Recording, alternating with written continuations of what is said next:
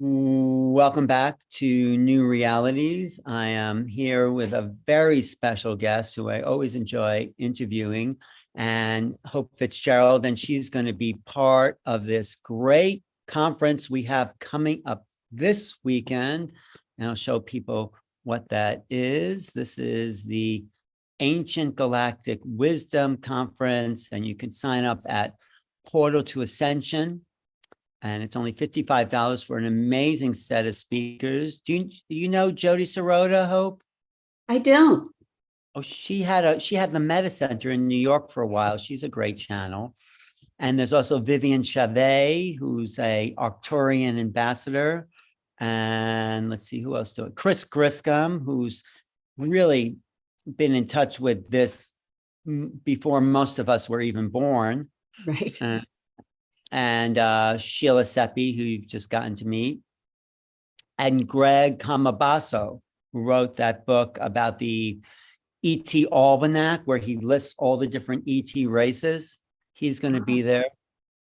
So if anybody wants to come, just go to portaltoascension.org, look up online events, sign up for this weekend. And this is a little preview with Hope Fitzgerald of what will be coming. So thank you, Hope. Great to see you. You're looking excellent. Thank you, Alan. Always good to see you, my friend.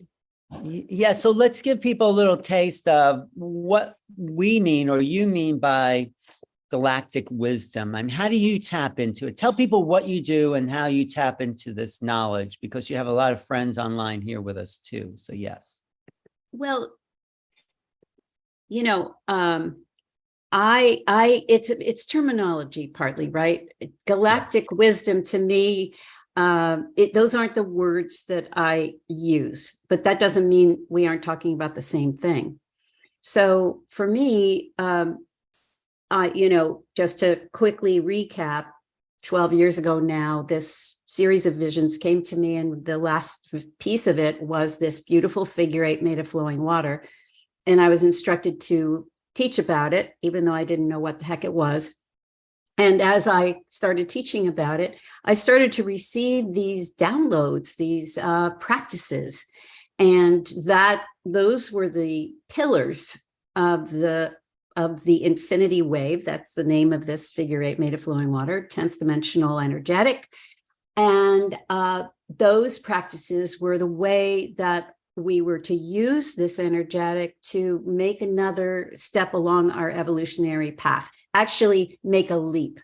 Because when I looked back after the initial 9 original practices, I could see the step-by-step process. We had to let go of gravity, then we had to learn how to let go of time, then we had to, I mean, it was all laid out so beautifully, and nothing that I could have dreamed up.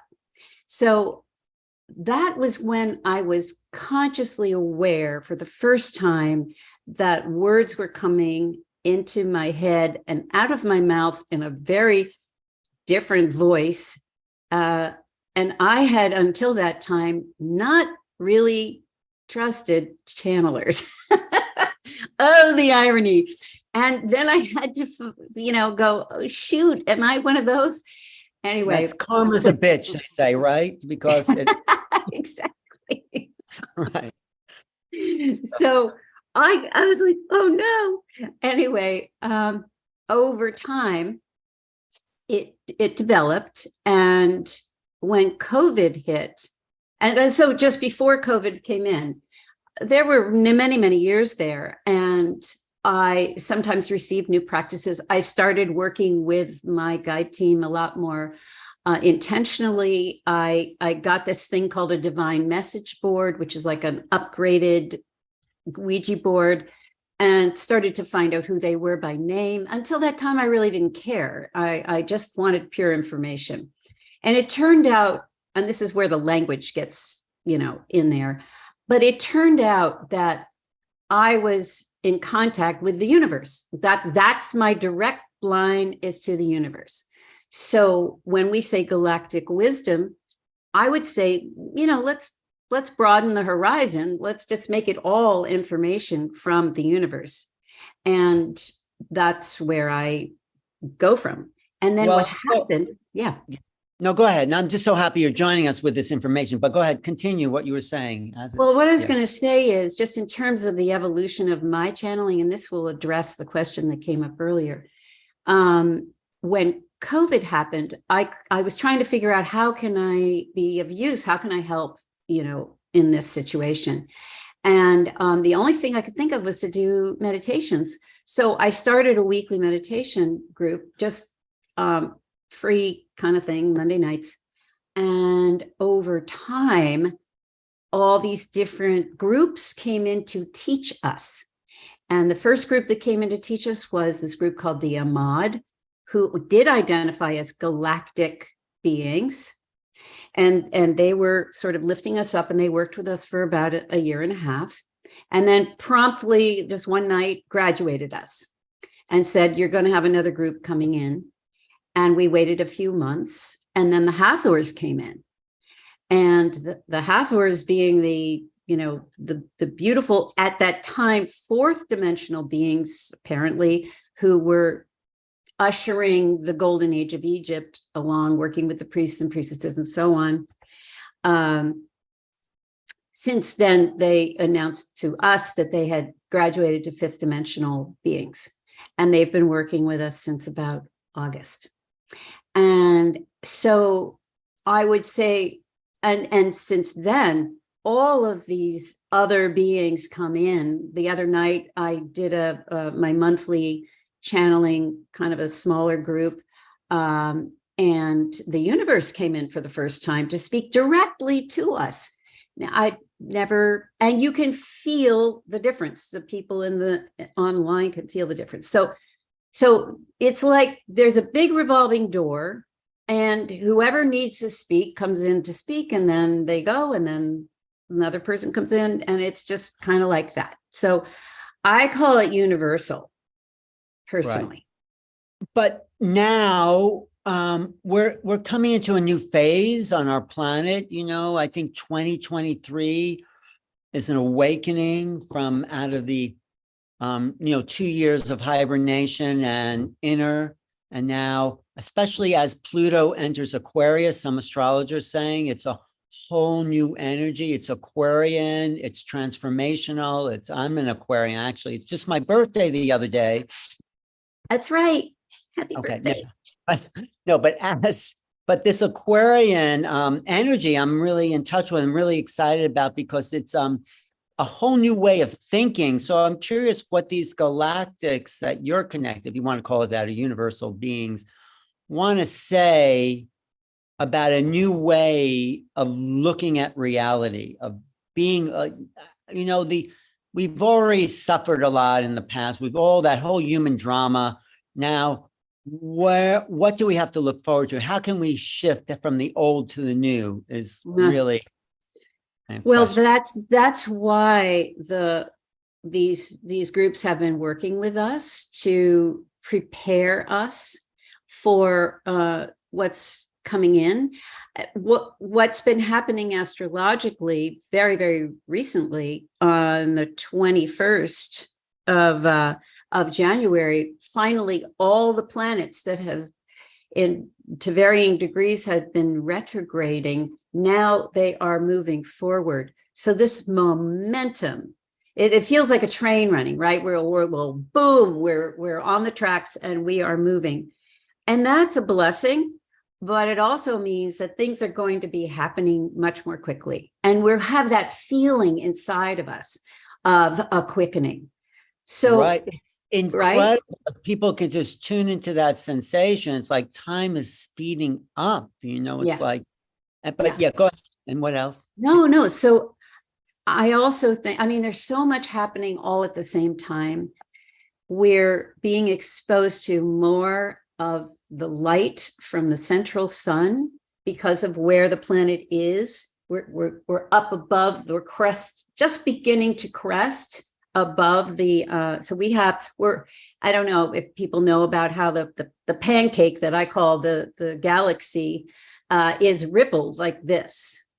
And when we're when we're underneath in one of those ripples, we experience a certain kind of reality. And then when we start to come up so we have a direct line to the central sun, then we have a different reality. And we are just beginning that's the 26,000 year cycle. So it's 12,500 years in each dip, up and down. So we're just beginning that. It's related to the yugas too, the Hindu it is. cycle. So we're coming out of the Kali Yuga into, so we go back, we were in the dense Iron Age, and then we go back into, the bronze, and then silver, and then gold. Also, the Hebrew calendar talks about, the year 6000 being this time of peace and prosperity. And the Aquarian Age, of course, we're in it. I think the 60s was really, like the song said, the dawning of the age of Aquarius. And now we're in it. We're in the Aquarian Age. And so things are different, but we're sort of dragging the past with us. So do you want to chat? I mean, maybe ask your guys or chat, like, what is a practical way of moving into the future? Or just, you don't have to channel, just answer. Let me go back to this light piece. Yes. Because it's not just that we're exposed to the galactic sun, but the center of the galaxy made a burp of 50,000 years ago. And that burp, that microwave burp, has been ricocheting through the galaxies ever since. We're out on the edges. So it's been taking some time to get to us. It, scientifically, they're calling it, they don't call it a burp, but it's something that— scientific name, you said? No. Yeah, it's something that I heard about back a number of years ago, but nobody's really talking about it anymore. But it's basically a heat wave, and a radiation, a cosmic ray wave. Yes. So it's interesting, all of this thing about waves, I mean, now you hear that word all the time, but it wasn't the case, when the infinity wave came in. But anyway. When you first started waving at us, I really appreciate the wave. Yes. So we have a couple of things happening at the same time. We are being quickened astrologically with all these planets moving forward and Pluto moving into Aquarius. Of course, it moves in for 3 months only, then back it goes. And then next year it'll be forward, but we're going to get a taste of it. So we're moving that way. This heat wave coming off of the central sun, and the central sun exposure in and of itself. So that's 3 big things. And the other thing I just want to add there is that when we get this cosmic blast, it actually affects our DNA, that allows the morphogenetic field to change its genetic structure, and we evolve. That's evolution. My theory of evolution, which I got inspired by Bruce Lipton, is based on anti-Darwin ideas that just say adaptation makes a new species. But I say there's cosmic radiation, the positive, cosmic radiation is better than man-made radiation. And that changes the actual structure of who we are as incarnational beings. So go ahead, take off. So, that's the punchline, because all of this light is causing a change, is causing a quickening, aside from what's happening astrologically. So, and the point is that it is shifting us.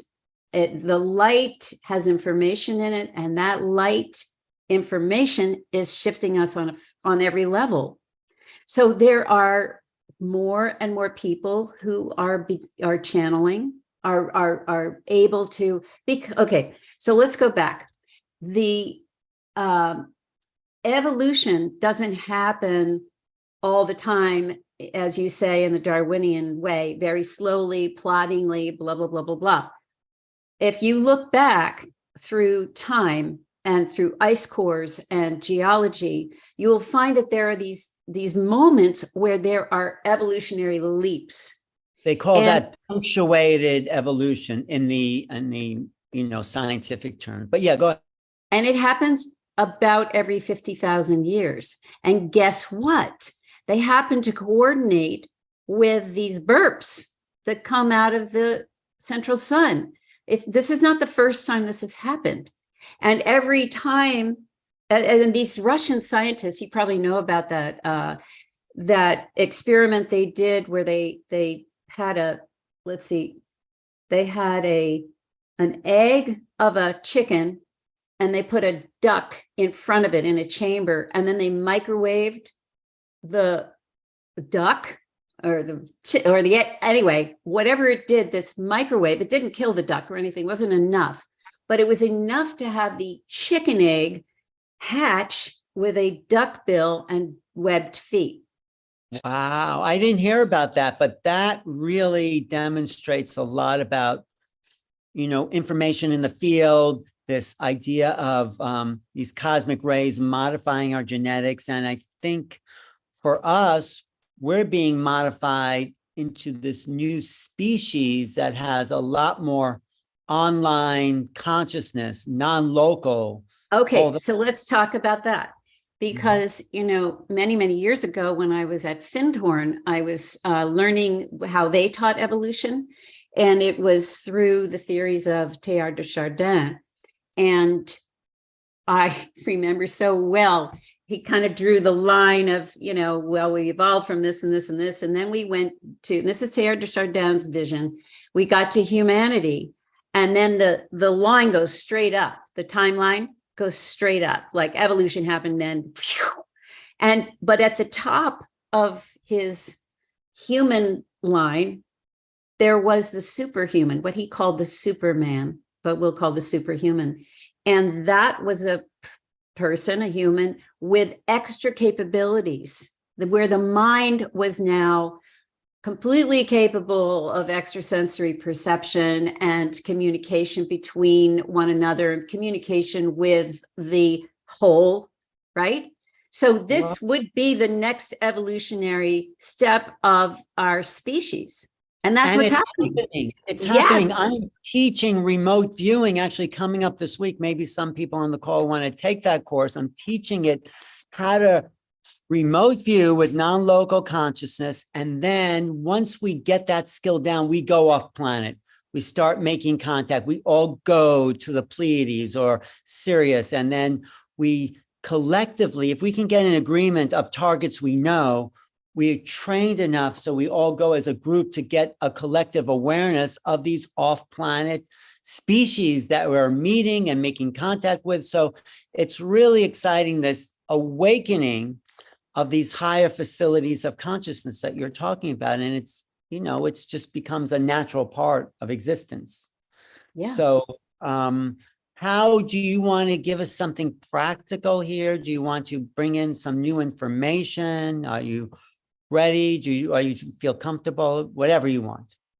Well, I will say that, look, I was thrown into the deep end of the pool when this infinity wave came in, really pushed to look at the science, look at the history, and look at where we were as a species and try to understand, because the infinity wave was sent as an evolutionary tool. That's why it's here. So I do encourage people to use it. And what does that mean? Well, I have a book out, by the way. If you go to spreadinfinitehope.com, there will be a little window that pops up and you can pre-order the book. And when you pre-order the book, you get the online version. So you'll have it right in your inbox right away. And it's really a guidebook for how to use the infinity wave, how it came in, the story of how it came in, and my little bit of resistance, and then practical ways to use it. And then the first 9 original practices are also available through the book. So I encourage people to use it. It's meant to keep us fluid in a state of love and compassion, and not just love and compassion on a 3D level, but the 10th dimensional version of love and compassion, which we can't, it's very hard to actually know what that is. It's so refined. It's so pure. But when we use the wave, it invites us into that realm. And then So that's the tool you're saying. That is one of our tools for this higher dimensional awakening that's changing us, right? Yes.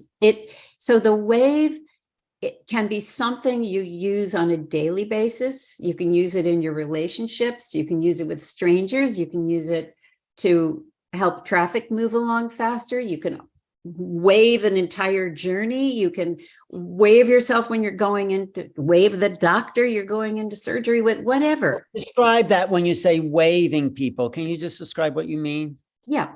So we take the infinity wave. Of course, I don't have one right here, but imagine a figure 8 made of flowing water. It's real simple to imagine.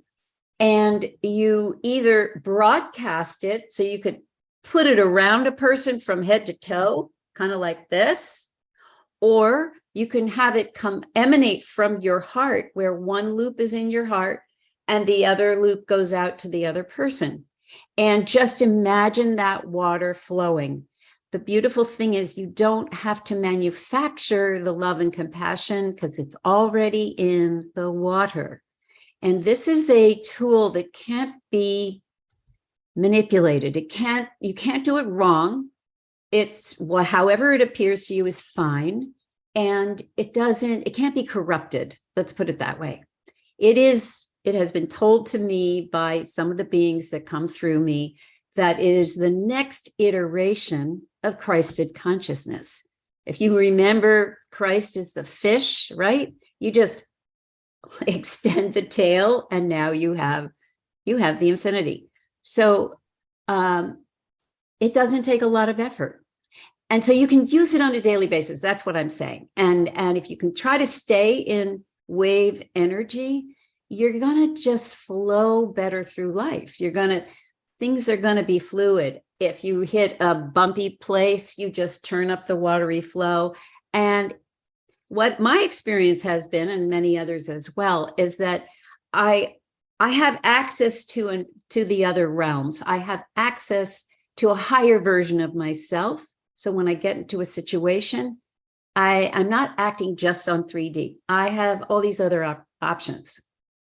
So it usually means that things go better. And then you can also take the infinity wave and use it for an evolutionary leap. And those are the deep practices that are at the end of the book. So it's kind of like you slices it, dices it, it's got 1,001 uses, but it's so simple that it's good. That's what I look for. If something's simple and easy and fast to deal with our quickening pace, that's why it was sent here. That is great. And it's so practical. And I think we'll get other tools as we evolve. Is this something the galactic beings, or whatever you want to call them, also use to remind themselves of the... Well, sometimes if they're delivering a practice, for instance, sometimes they will use the infinity wave, especially if whoever is assembled, they perceive that there is a heartache. Or if they want to expand the heart, they put the wave in the heart and they grow it and just, make it stronger and bigger. And that's a very beautiful way. But when I'm channeling, I don't have anything to say about what they're using or how they're doing it. Sometimes they don't use it, but it has happened in the past as well. Great. So on the conference coming up, does it just come to you, or do you have a little preview of what you're going to be sharing there? Or well, I've been thinking about it because a lot of the people, or I know that being a walk-in is one of the topics. And you and I talked a little bit about my walk-in experience, and it's not a classic walk-in. It's more, for me, it was more and Sheila described it really well in the interview. She had all these different varieties, and I'm thinking, oh, which one am I? But I think I'm more of a blended situation where this other entity, which has a name, and that is Amanda. Amanda came in while I was in meditation at Lake Titicaca in Peru. I offered myself up to do a full walk out, but what ended up happening was I had the current of life appear like right in front of my nose, running like this, like this, like this. And I couldn't get around it. I couldn't get over it. I couldn't and so what ended up happening was Amanda came in. And so we share this body. We are so blended now that I can't really differentiate where I was and where she, we're blended. But what's interesting is that now and then, if I look at an old picture and my memories of like when I was raising my kids I don't have very many unless I look at a scrapbook and oh yes, that happened. Or my daughter will say things and I go, really? That happened? And it's kind of weird, but so when I look at those old pictures and I remember how I was then, I recognize that I'm very different now. Much less emotional, actually. Oh, who is Amanda? Who is this being? Where is she from? And what is she doing? How? I actually don't know or don't remember all of those things. When I first found that she was the one who was coming in, we asked a lot of questions of her, and now I don't recall. But I should go back and figure that out probably before the weekend.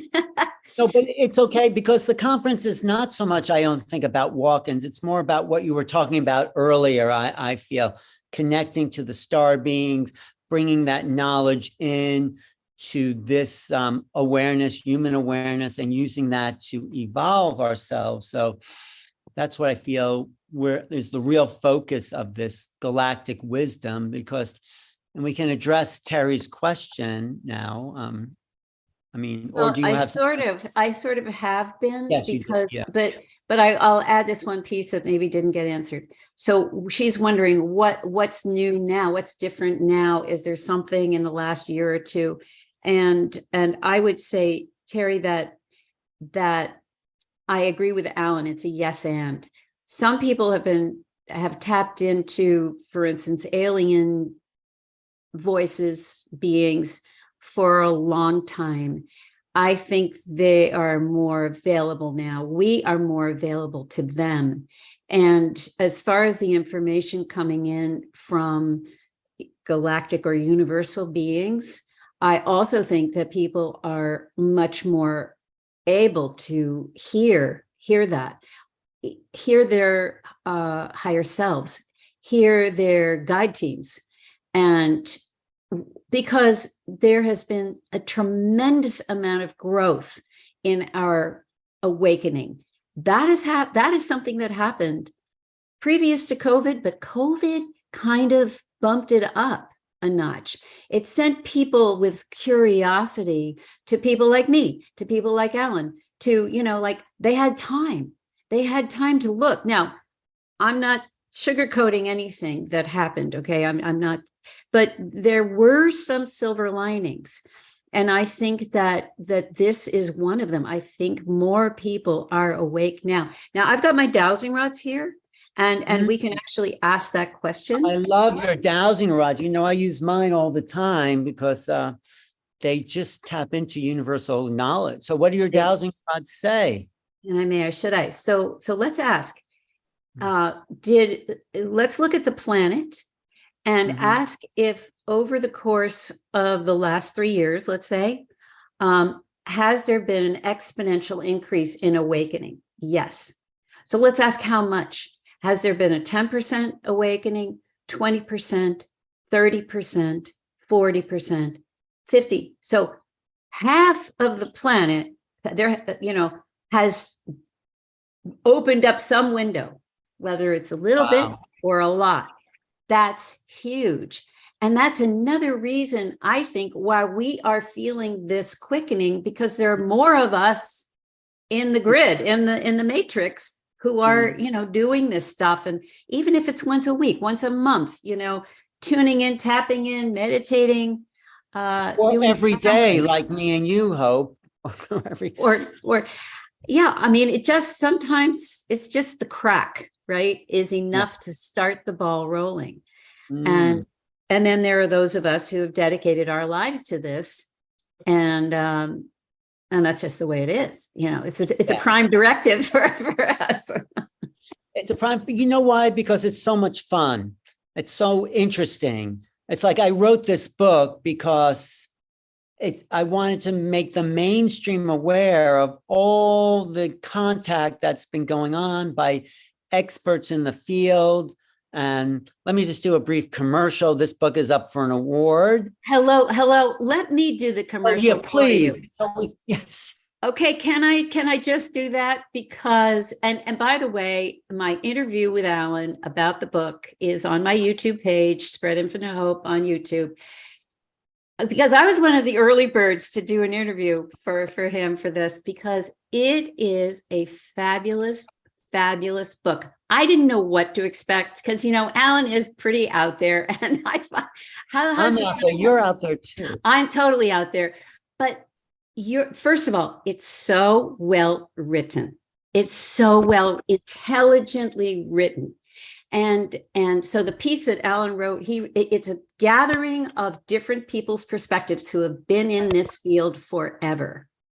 And who are Alan's good friends, by the way. He knows everybody in the field. And they're also the people I feel are the most knowledgeable. People such as Linda Moulton Howe, Whitley Strieber, Nick Pope, Grant Cameron. They're all original essays for this book. So I put together this collection that gives you the whole scope, the whole keyboard, from the lows to the highs, from the outer to the inner. So what else do you have to say about the book? Well, what I was going to say is that,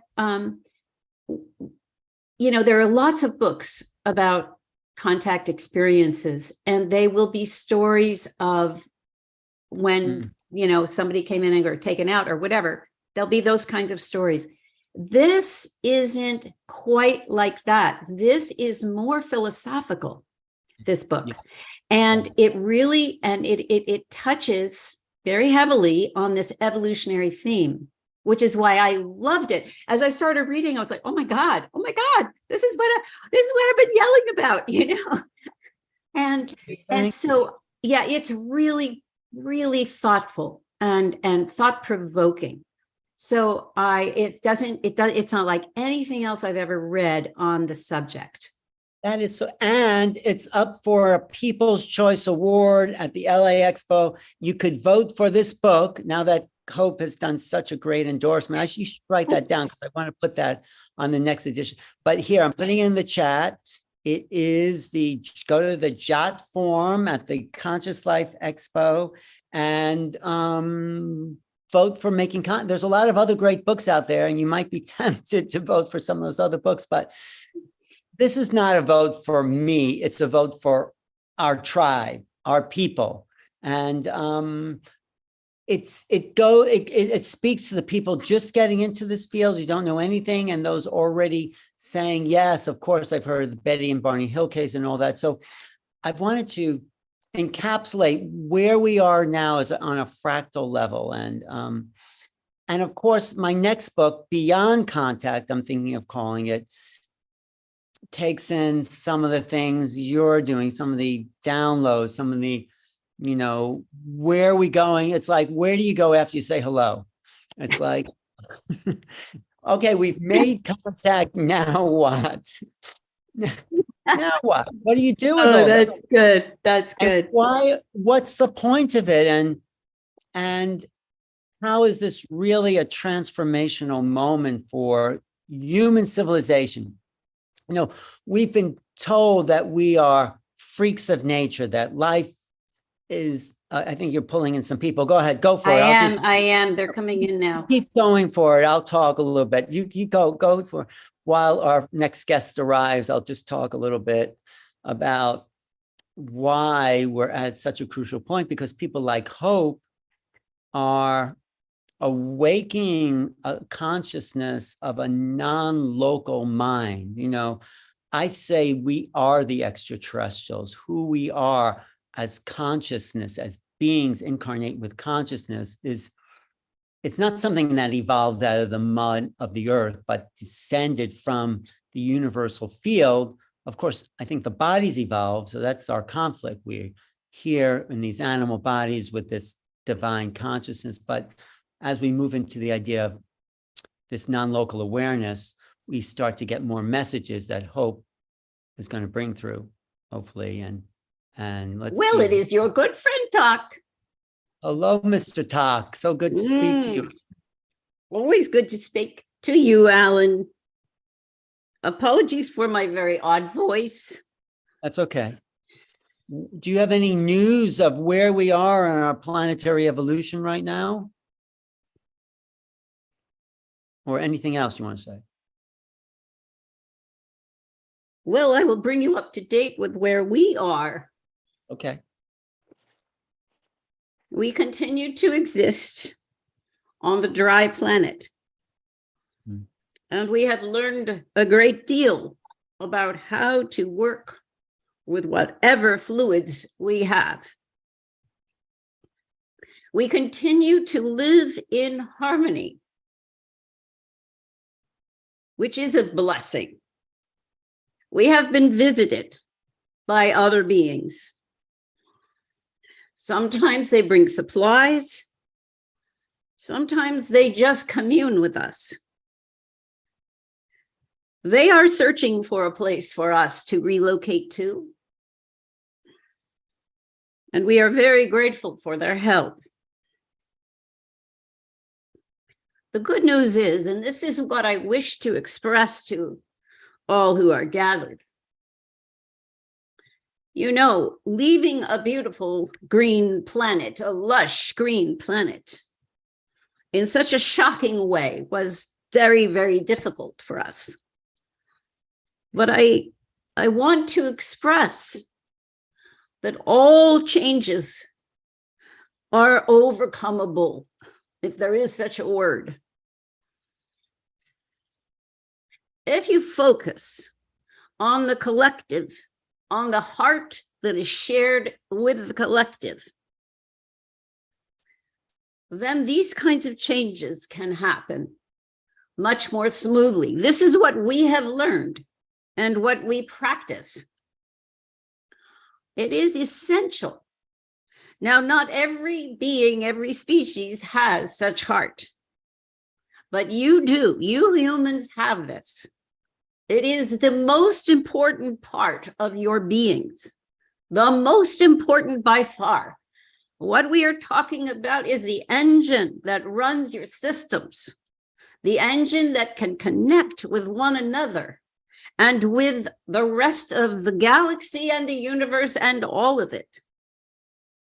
So we encourage you to keep developing this capability. It is essential for your survival, for all the changes that may be ahead of you, and there will be changes. If you reside in this knowledge and you practice and you improve your ability to connect with one another, then when situations arise that are challenging, you will do better.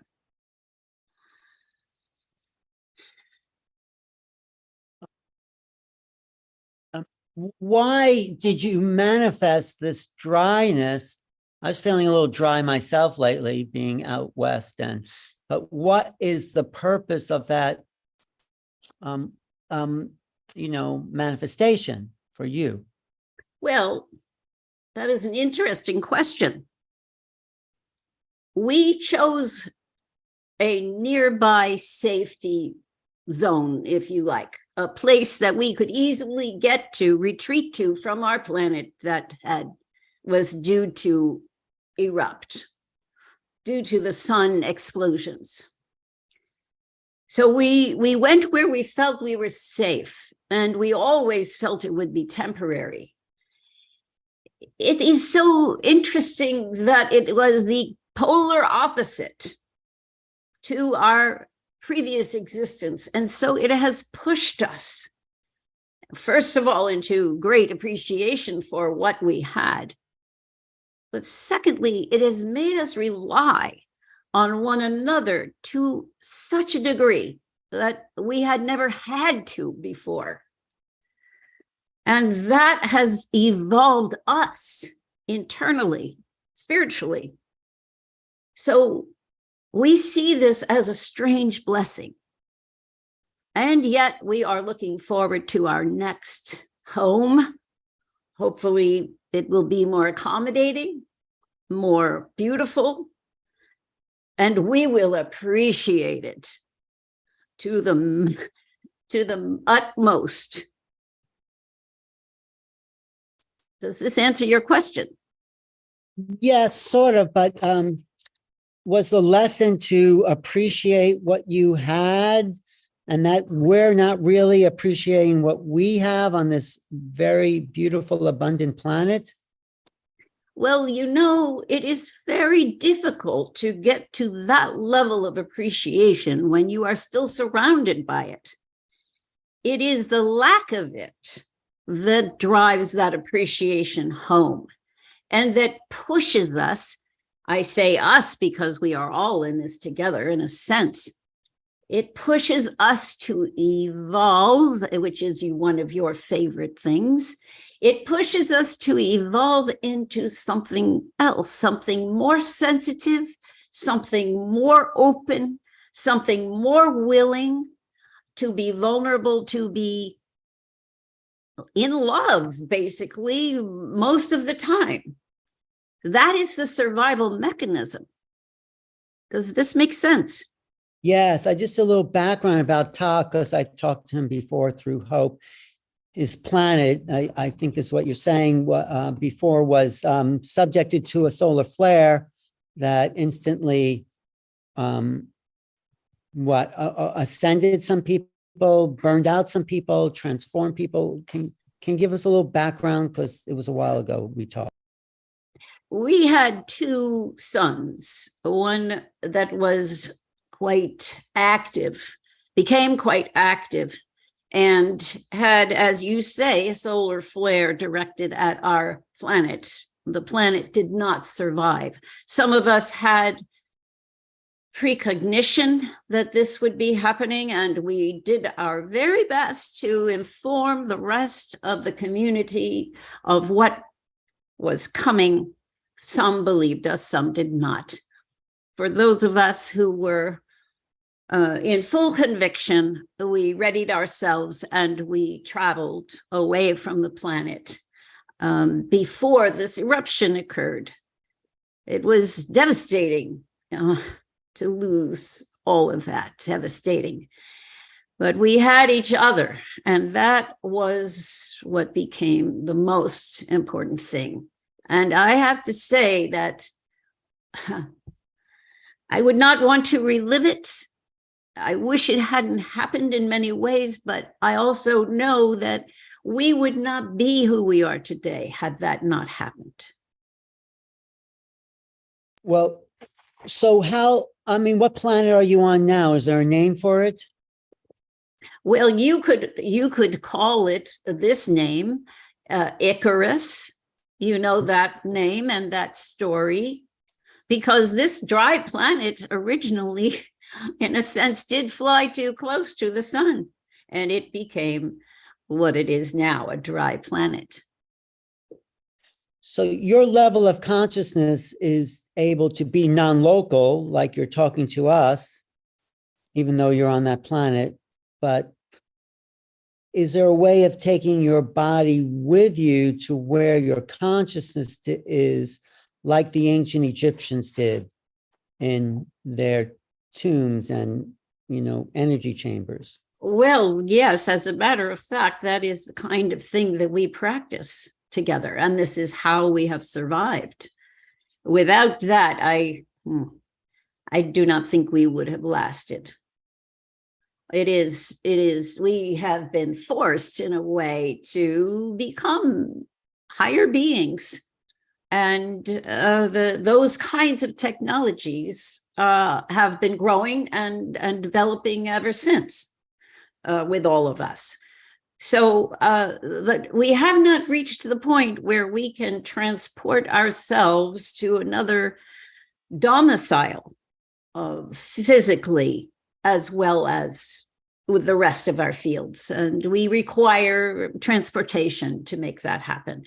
There are several beings readying the way for us. We have not determined yet where we are going, but it will happen in time.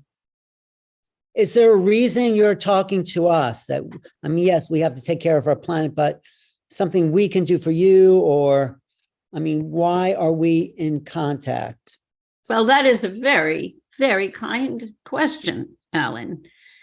I am here because of you, because you are the crusader of the star realms, and I appreciate that, as well as other beings of like kind.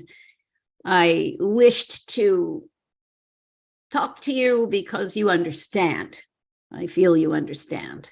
I know, but we must have a connection beyond this plane then, beyond this moment. Absolutely. Yes. Mm-hmm.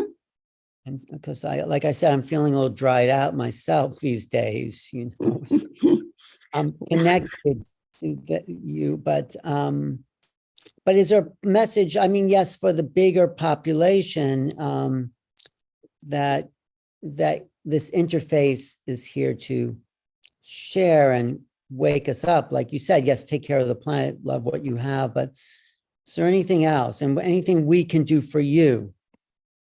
Thank you. I appreciate your kind thoughts, and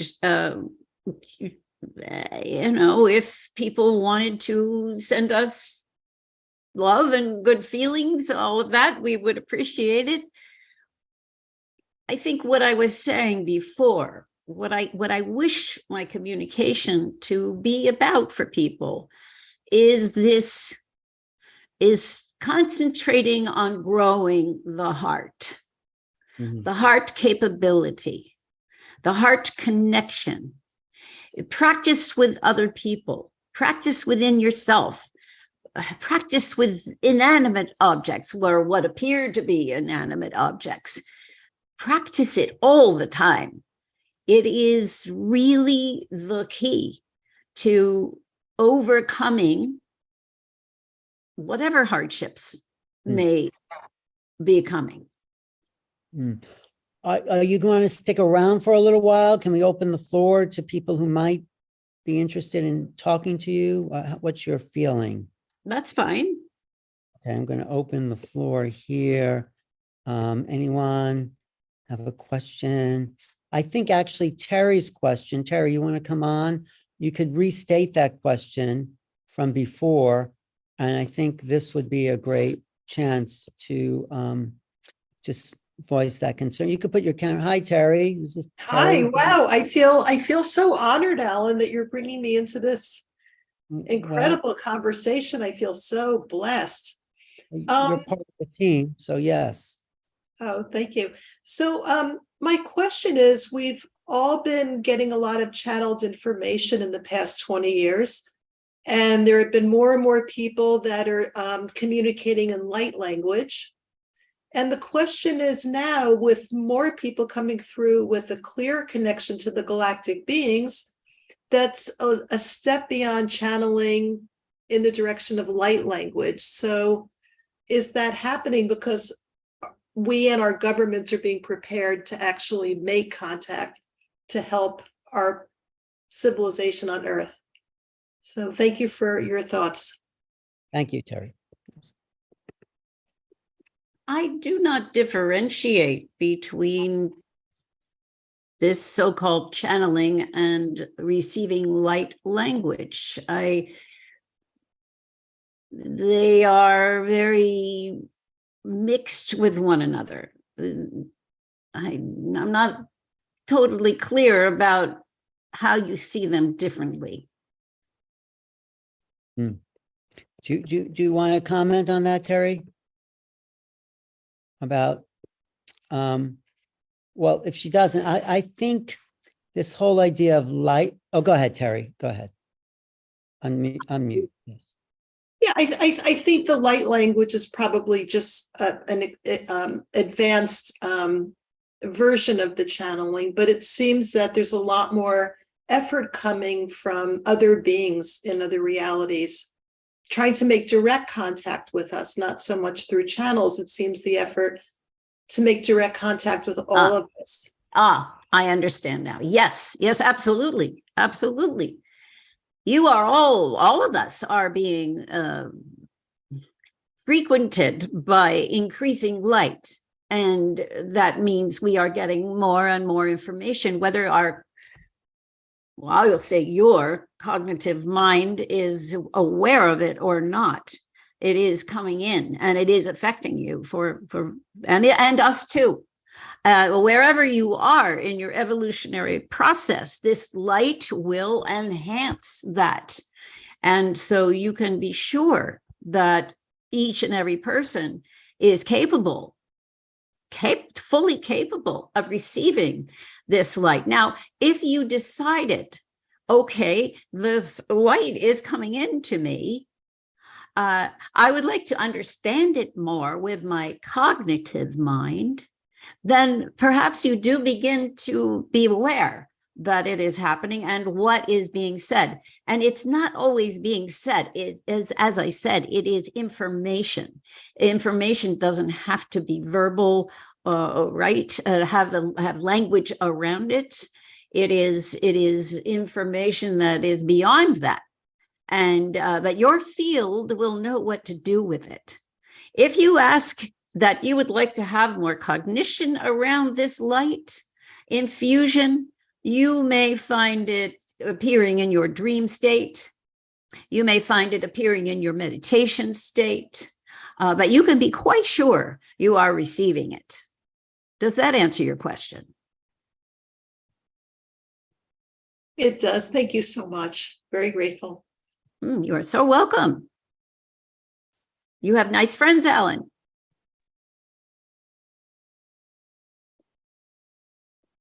We can't hear him. He's Sorry, muted. thank you. I said, thank you. They're more your friends than my friend, more Hope's friends, but Terry is a good friend. So Patricia, yes, we have Patricia who wants to ask a question. Please, Patricia. Thank you so much. I'm so glad to be here with all of you, and especially with Mr. Talk. I have a question regarding this path that I'm taking, and if I should just totally, given what I've just heard here, switch gears. This book is called Beloved. It's Tuning into Spirit with My Beloved Guides. I channeled it. I just received in from them, and it's been out since 2017, and people read it. Now I've been doing volume 2, and I'm toward the end of it, and I'm just wondering if this is something that I should just continue with, that it helps people to go to the heart, or whether this is something totally different, Mr. Talk, that you're talking about. Why would it be no. different? Then I'm sorry to interrupt, but then what isn't there talking about going to the heart? Anyway, that's just my feeling. Why is it different, Patricia, than what's been said here? I don't know. I just got guided to ask that question. If I'm on the right track here. Yes, of course you are. Yes, of course you are. Any techniques there are, any inspiration that encourages the field of the heart to grow and become stronger is beneficial. And those who will be taken, attracted to your writings will flock to you.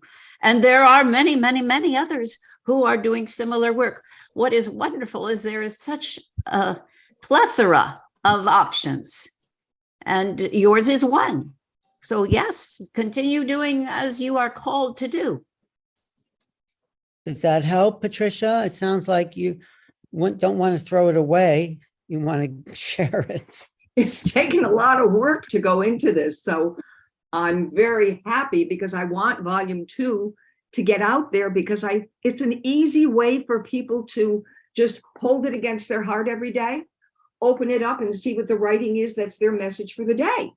And like this one is called Ascending into the Light. So, I mean, I want to continue with it, but I want to make sure that I'm on the right path here.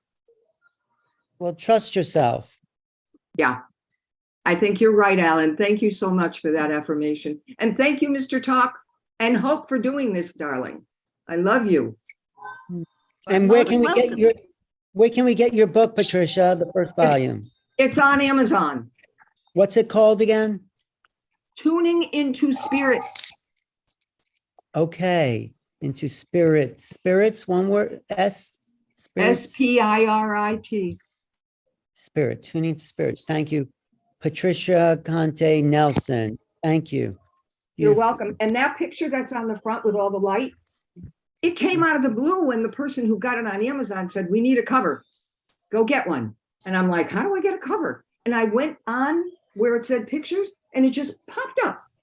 And it didn't belong to anybody. It's like it was a gift from the universe. Wow.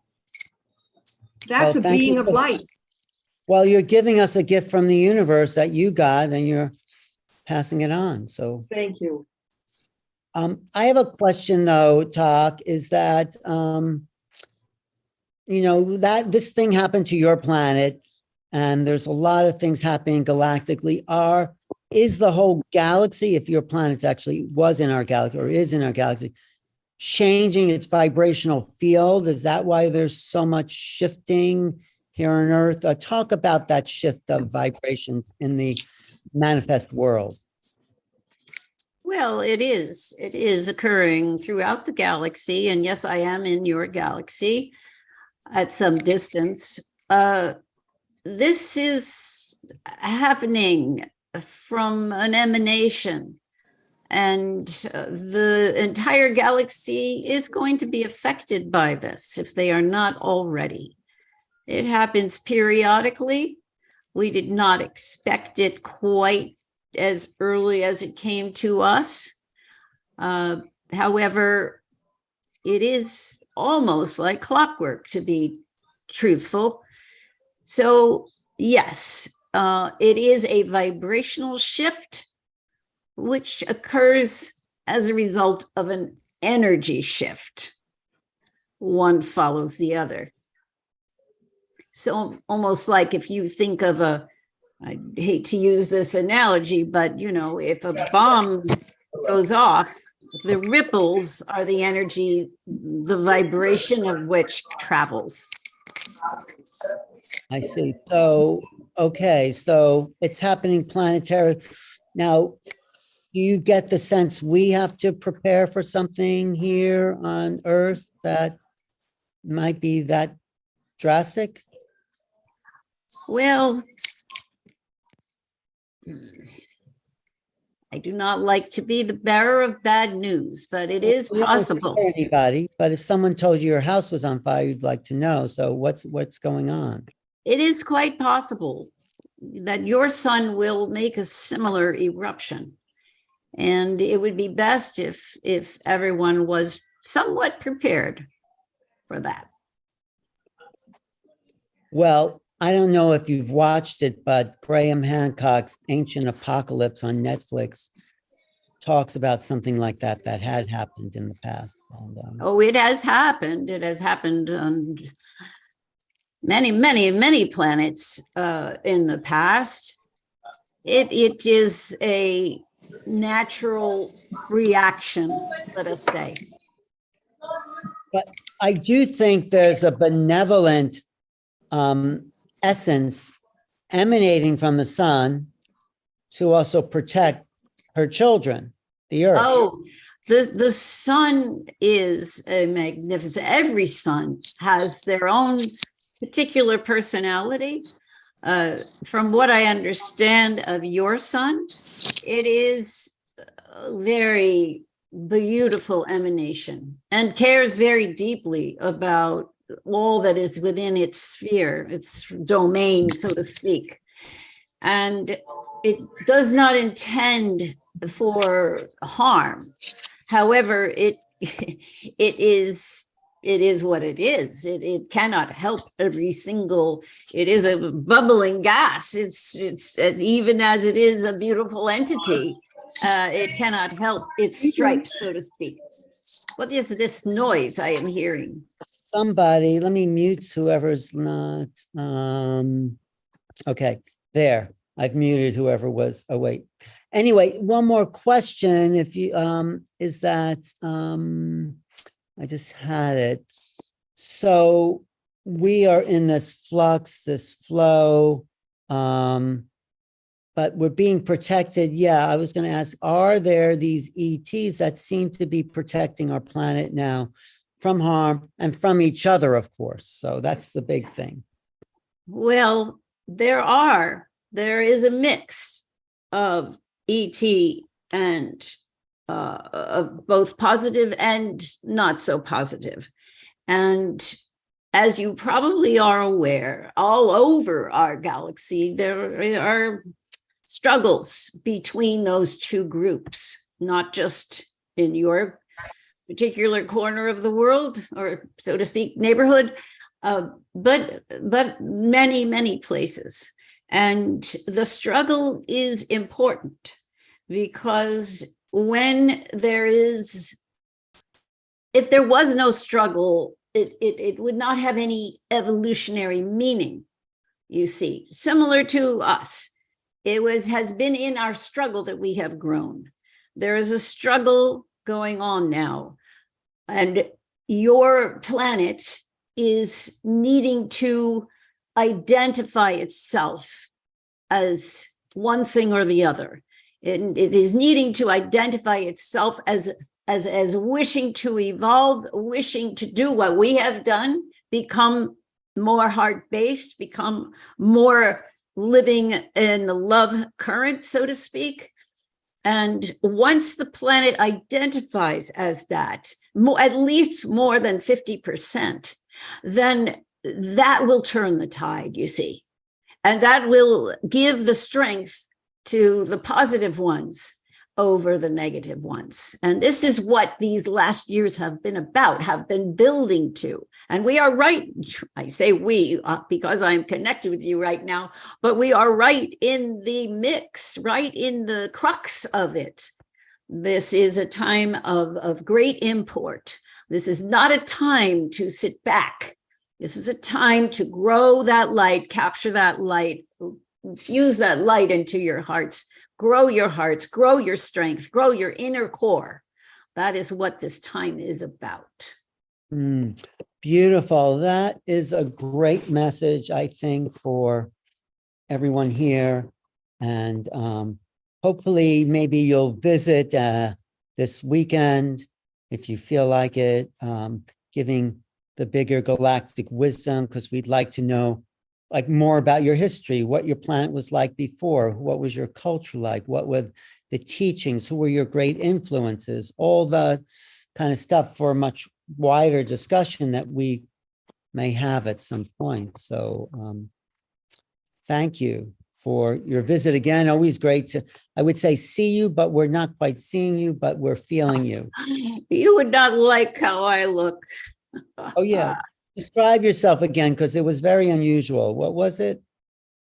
Well, I have a very long neck and an odd-shaped head. It does not look human. However, I do have 4 limbs and can hold myself upright. But is there an evolutionary reason for the long neck? That is a good question. We had abundance of edibles in our high trees, perhaps. I cannot tell you the answer to that. Okay, well, we'll talk about that next time. We'll both do a little research. And which direction is your planet in? Are you connected to a star that you're on? No longer, no. So you're just sort of a roaming planet right now? Yes, floating. In which direction are you, in case I want to find you with the remote viewing? From the Earth? Yes.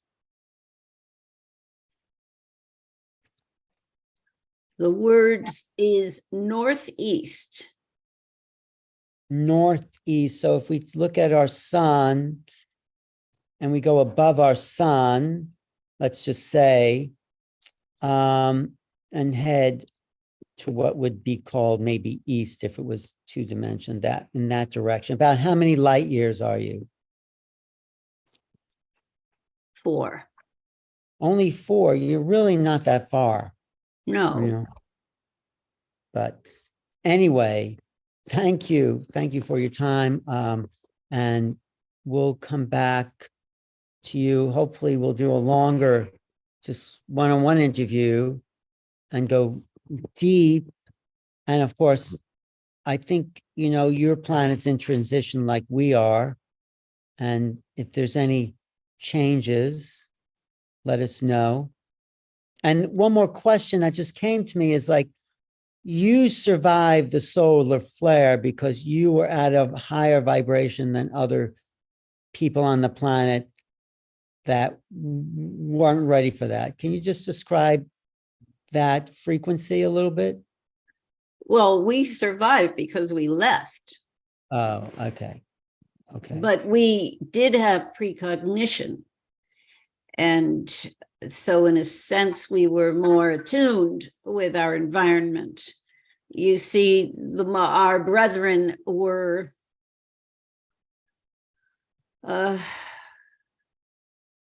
sadly not able to hear our pleas. And they couldn't believe it, you see. And they were too preoccupied with their lives. So it's asking a lot. How did you leave the planet with a ship? Yes, we have crewed traveling ships. Based on thermodynamic propulsion or other types of means of energy? We use the energy of the universe. Okay. Well, then you could go anywhere, really, can't you? Our ship is disabled. Oh. All right. Well, you still have our conscious connection here. Yes. Well, thank you for joining us today. Thank you. Maybe you'll be part of this weekend's talk if you care to join us. And how's Hope's body feeling? Is she okay? She's a bit tired. Okay. Maybe she should come back and regenerate. Very great speaking with you and all your friends. Thank you.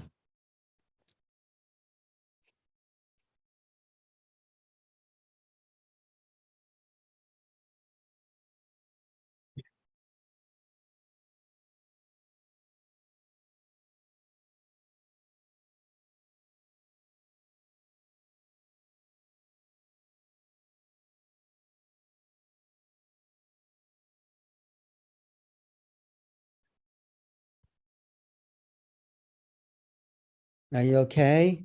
Mm-hmm. Okay. Did you remember anything of that conversation? Mm-hmm. What's it feel like for you to have him come in? You know, it's a little different each time because sometimes he comes in more deeply. Like the first time that he came in, I really felt that neck. I remember going like this. And now it's much more just in my head, you know, he's just in my head. You know, he feels like he's right next door. I mean, it's just, he's right here, right in the next room or right very close. He really loves you. Really? Why? I mean, that's nice. I appreciate, but why? What did I do? What's the connection? Look at that darn book sitting there in your picture. You are, I guess, Alan, you are known out there. You're known. You're famous. You're famous, buddy. Well, okay, have him vote for my book. No, have him buy the book. No, but that's great. I mean, sure, we're all actually, I think I do vaguely remember between lives going back to some of those star like civilizations. And Well, it connecting. makes sense. It makes sense to me that given how many years you've poured into this, that it would be a ripple, a pretty big ripple that goes out. So I think in a way, Ellen, you've had a contact experience, at least one, and talk is coming in to reassure you, that it's making a difference what you're doing. Can't hear you, bud. That's good to hear. Thank you.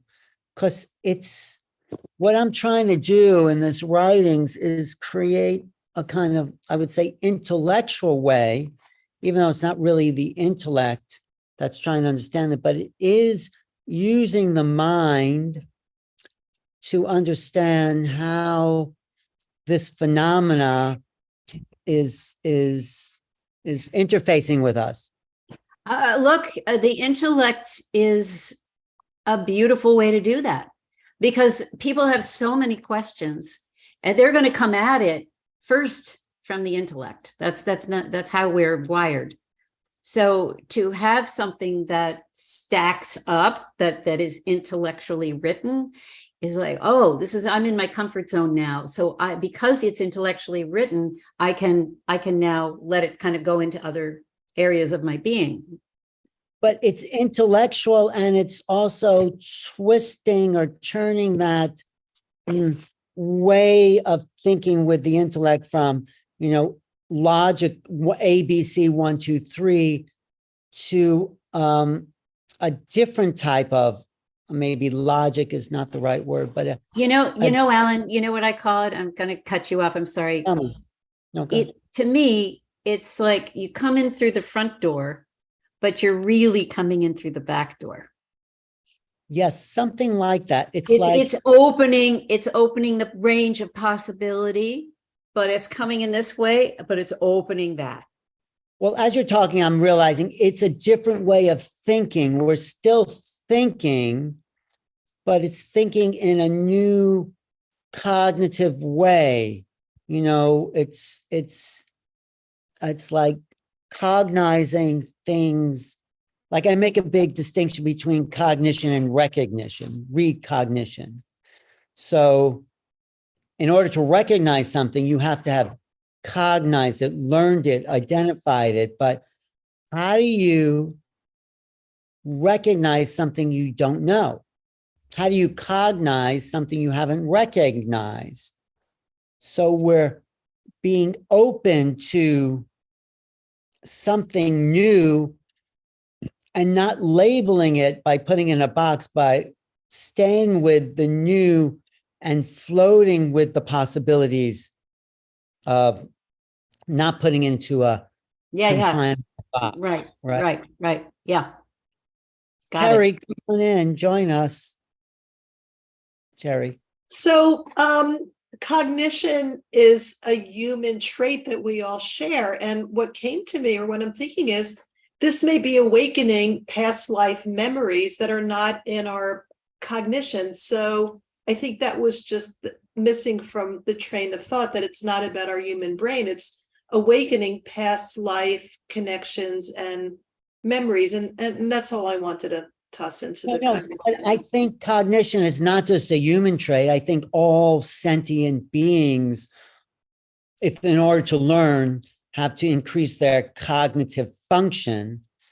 And it's really comes back to perception. So the more we perceive, the greater our awareness. I was just writing about this.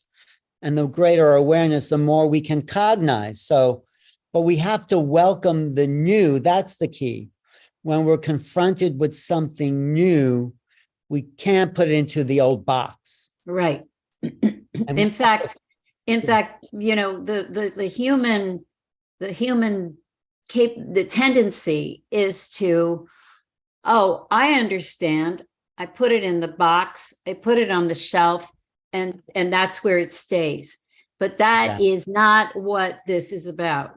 This is about not labeling, not boxing, letting it float, letting it have air, right? And exactly what I'm trying to say. Yes. And the government and the disclosure and the ufologists and all these people want to say, oh yeah, I know what this is. And it's this, and it's nothing we know. That's what I'm sure of. Because if it was known, we'd already have this next level. So, and we can't know it in the same way as we've known things before. I'm just going to look. I'm just changing my background. I needed a new image here. We have to know it in a different way of knowing, more like I say, it's the difference between comprehension, which is like when you comprehend something, you collapse the wave function, you say, I know what it is, and apprehension, where you're looking at this fluid sort of quantum field of a thing. That's sort of part of my thesis, apprehension versus comprehension. When people talk about being apprehensive, they talk about fear, but that's only the known. Apprehension is the approximate understanding of a thing. It's a collective of meanings. So we're not collapsing the wave function saying, I know it's this. We're keeping it fluid in wave-like form of it being many, many things. And I think if we can start thinking that way in the quantum right brain. Oh, yeah. I cannot even tell you how deeply I relate to this, because it's the same thing with spirituality. You know, I went to Israel and, you know, go to all the places where Jesus did this and Jesus did that. And they've, you know, on a rock, they've built a church around it. No matter where he supposedly did something, there's a church around the rock, right?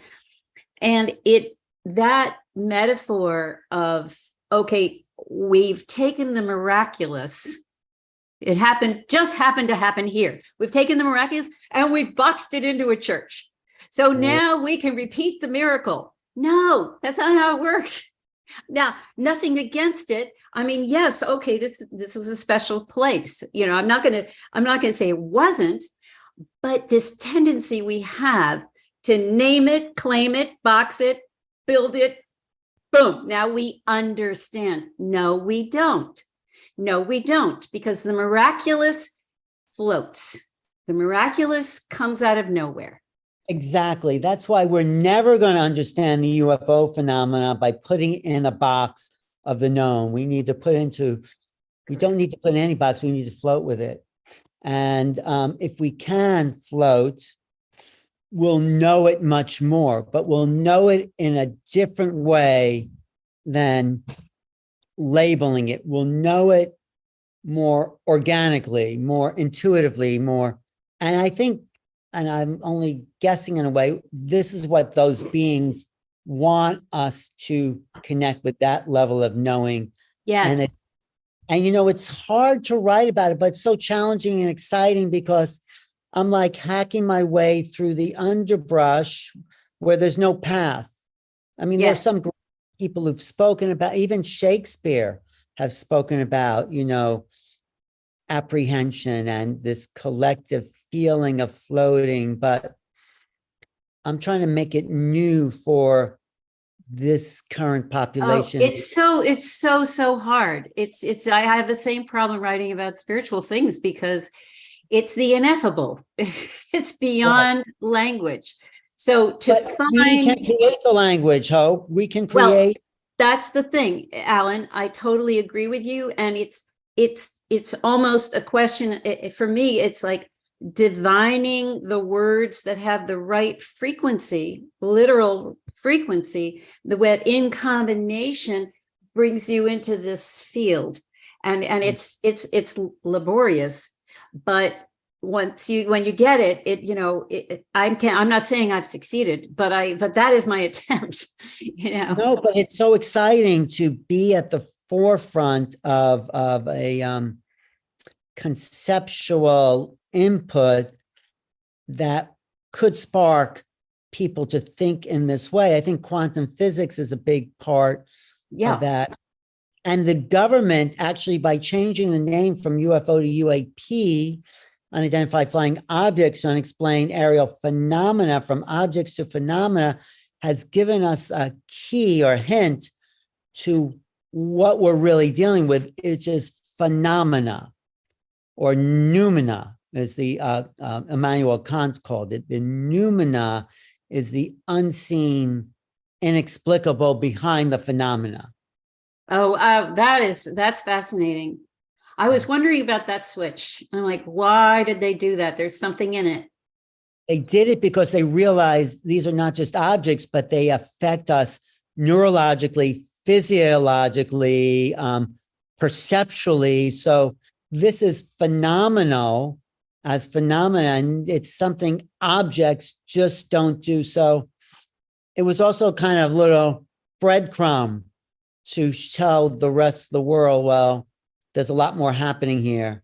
Yeah. And so that's my feeling. We have a lot of good information on the chat: segmented awareness, consciousness, subconscious, character, ego, desire, all these things and more is what we have to, he doesn't say what we have to overcome, but I think the path of the heart. But we also have the subconscious. It's all pieces of the puzzle. Anyway, people are just commenting on this dialogue on my YouTube chat. It's on the YouTube chat. So Thank you, Hope. Alan, it's always such a wonderful treat to be with you, whether in person or online, and more We'll of have to this do some anon. more walks with Terry in the woods there. Okay, that sounds good. I'm glad you're doing so well, and say hello to your family and everyone else. And I'll see you this weekend. I'll see you on Saturday or Sunday. I forgot which day, but let me just show people, if they want to sign up for more of Hope and the rest of the crew, go to Ancient Galactic Wisdom, go to portaltoascension.org, sign up. It's only $55, 2 whole days of wisdom that's not going to be seen anywhere else, and fantastic people, including Chris Griscom, Jody Sirota, Phil Gruber, if you know who he is. You're going to love Phil. He's very funny. And some really beautiful people like Hope that are tapped into that wisdom. So sign up, Ancient Galactic Wisdom. We're here. Thank you. Thank you. Mwah. Big hug. Thank you. See you soon. Thanks everybody for coming on. Yes, thank you everyone for being part of this situation. See everybody Saturday or Sunday or both. Bye. Thank you. Thank you.